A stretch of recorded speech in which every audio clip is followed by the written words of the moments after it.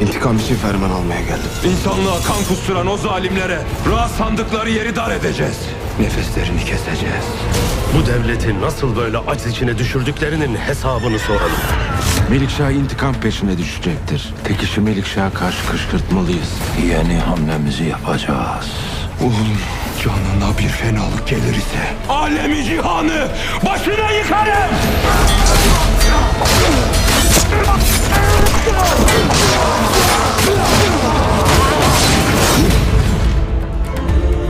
Odaya kimseyi almayasınız.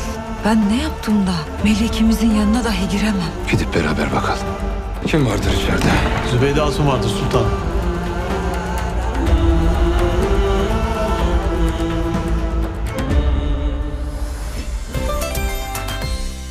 Uyanış Büyük Selçuklu Pazartesi günü TRT 1'de.